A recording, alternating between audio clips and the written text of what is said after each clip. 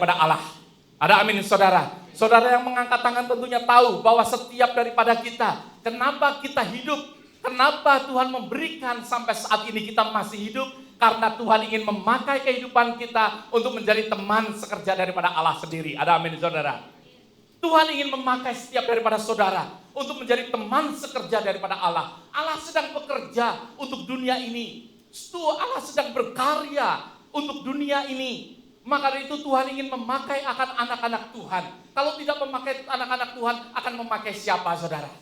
Kalau anak-anak Tuhan tidak mau, maka itu firman Tuhan katakan akan memakai batu. Tetapi sekali lagi Tuhan ingin memakai akan kehidupan saudara dan saya untuk kemuliaan nama Tuhan. Ada amin saudara. Nah, di dalam kitab Keluaran, di sini dikatakan mengenai Musa lahir dan diselamatkan. Ada sesuatu cerita yang sangat menarik yang saya ingin sampaikan hari ini kepada saudara. Cerita yang tertulis di dalam Exodus pasal yang kedua bukanlah hanya sekedar cerita daripada Musa, tetapi saya ingin mengambil cerita daripada seorang ibu yang dimana dikatakan di dalam ayat yang kedua, di dalam pasal yang kedua dikatakan, lalu mengandunglah ia dan melahirkan seorang anak laki-laki. Ketika dilihatnya bahwa anak itu cantik, disembunyikannya 3 bulan lamanya. Ayat ini berkata, siapa ia di situ? Ia di situ bukan lain yaitu ibu. Seorang ibu. Hanya sekedar seorang ibu. Kalau kita melihat ayat-ayat sebelumnya, tidak banyak dikatakan tentang ibu ini. Ibu ini adalah seorang ibu rumah tangga kalau saya boleh katakan. Ibu yang biasa-biasa, bukan sesuatu ibu yang luar biasa, ibu yang hebat, mungkin kita kenal sebagai nabiah, mungkin kita kenal sebagai teacher, bukan. Hanya seorang ibu yang biasa-biasa saja. Seorang ibu yang tidak terkenal, seorang ibu yang mana hanya sekedar mengasihi akan anaknya. Sebagaimana ibu yang hanya sekedar melahirkan dan mengasihi akan anaknya. Bukan sesuatu ibu yang luar biasa, yang hebat. Tetapi seorang ibu yang biasa. Tetapi dia menjadi teman sekerja daripada Allah. Seorang yang biasa-biasa. Bukan seorang yang luar biasa. Tetapi ibu ini dipakai oleh Allah. Menjadi alat bagi Allah. Menjadi teman sekerja daripada Allah sendiri. Allah mempunyai rencana. Dan memakai seorang ibu yang biasa. Yang namanya pun tidak dikenal. Sampai di dalam pasal yang ke-6. Kita baru mengenal siapa dia. Seorang ibu yang biasa-biasa. Maka itu saya ingin ingatkan kepada saudara dan saya. Bahwa kalau Tuhan bisa memakai seorang ibu yang biasa-biasa. Saudara yang ada di tempat ini pun Tuhan akan memakai kehidupan saudara. Yang mungkin lebih bahkan daripada ibu ini. Atau mungkin saudara hanya seorang yang biasa. Mungkin saudara dulu dikenal sebagai orang yang gagal. Mungkin dulu saudara dikenal sebagai orang yang oleh orang tuamu dikenal sebagai orang yang bodoh karena dari dulu dikatakan tolol terus. Iya. Tetapi hari ini saudara, orang yang biasa-biasa Tuhan mau pakai kehidupan menjadi teman sekerja daripada Allah sendiri. Tuhan memakai akan Yochebed, yaitu ibu daripada Musa. Ibu yang daripada Musa, yang mungkin tidak diperhitungkan, ibu rumah tangga yang sederhana, yang mungkin orang tidak mengenal dia, tetapi Allah memakai akan kehidupan Yochebed, dipakai untuk menjadi teman sekerja daripada Allah. Dia sebagai orang yang mungkin tidak mampu. Dia hanya sekedar melakukan apa yang dia harus lakukan. Seringkali kita hanya berpikir, Kalau saya mempunyai kepandaian yang demikian, baru saya bisa dipakai Tuhan. Kalau saya mempunyai kekuatan yang demikian seperti Samson, baru saya bisa dipakai oleh Tuhan. Kalau aku mempunyai kekayaan yang banyak seperti Abraham, aku baru bisa dipakai oleh Tuhan. Seringkali kita berpikir demikian. Tetapi kita lihat seorang ibu yang melakukan hanya sekedar apa yang dia lakukan.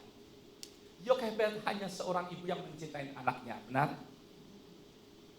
Dia hanya seorang ibu yang secara normal. Of course, pada saat dia mendengar bahwa seluruh orang-orang Ibrani, anak-anak orang Ibrani harus dibunuh, harus dibuang di Sungai Nil. Dia hanya seorang ibu yang of course mengasihi anaknya. Mungkin dia berpikir, mati atau hidup urusan Tuhan. Pokoknya saya tetap membiarkan anak ini. Is that right? Tuhan belum berfirman kepada Yokebed. Atau Tuhan tidak berfirman pada Yokebed. Untuk secara tertulis tidak ada tulisan. Di mana Tuhan berfirman kepada Yokebed, selamatkan anakmu. Lemparkan ke Sungai Nil. Kau buat peti yang demikian untuk menyelamatkan dia. Tidak berfirman demikian. Seringkali kita berpikir sesuatu hal yang muluk-muluk. Tetapi apa yang ada di dalam kehidupan kita? Apa yang saudara punyai? Mungkin saudara seorang ibu rumah tangga, lakukan. Tuhan ingin menjadi teman sekerja saudara. Di dalam keibuan saudara, ada amin. Mungkin saudara sebagai pelajar, lakukan tugas kita sebagai pelajar pada saat ini. Tuhan mempunyai rencana. Tuhan ingin memakai saudara sebagai teman sekerja. Kita sebagai bapak, sebagai pekerja, sebagai businessman, sebagai apapun juga. Tuhan ingin memakai kehidupan kita sebagai teman sekerja daripada Allah. Ada amin saudara.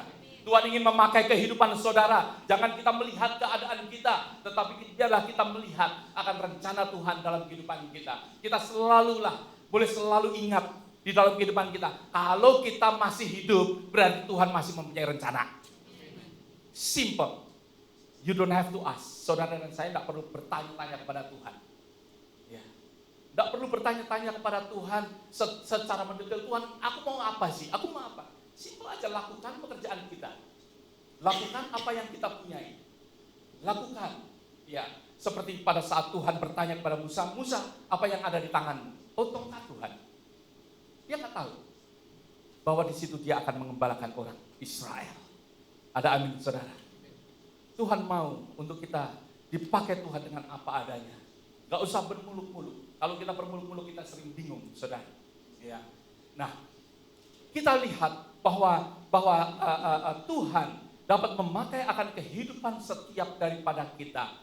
Nah, kita di sini kita melihat bahwa tindakan daripada Yokebed tidak hanya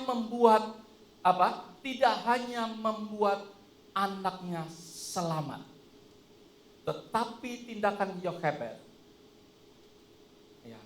tidak hanya sekedar menyelamatkan anaknya, tetapi rencana Tuhan bagi orang-orang Ibrani, bagi orang-orang Israel terjadi karena tindakan Yokebed.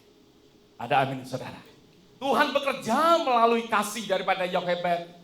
Tuhan bekerja melalui kehidupan hanya seorang ibu yang biasa. Tuhan bekerja di situ. Ternyata kita melihat bahwa di dalam keadaan yang biasa-biasa ini Tuhan juga mempunyai rencana. Tuhan juga bekerja di dalam kehidupan orang yang demikian. Saudara, beberapa saat ini, pada saat saya kembali ke Amerika, Obama baru datang. Banyak sekali orang Indonesia, senang sekali dengan kedatangan Obama. Tapi memang benar, saudara. Siapa yang pernah menduga presiden daripada Amerika dari orang yang pernah tinggal di Indonesia? Gak pernah ada orang yang menduga. Ada amin, saudara. Ya. Kalau Indonesia bersuka cita tentang hal ini, saya pun juga merasakan wow, luar biasa sekali. Kok Obama nggak lahir di Kenya? Padahal orang tuanya dari, kalau nggak salah dari Kenya atau Nigeria? Kenya, is that right? Ya. Kok nggak lahir di Kenya? Kok lahir di Indonesia? Nah, ini hebatnya Indonesia, saudara. Anything can be happen. Ya, luar biasa.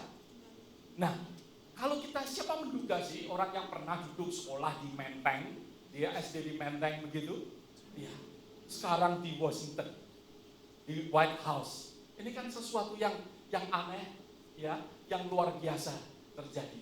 Tidak pernah tahu, saudara. Tidak pernah tahu.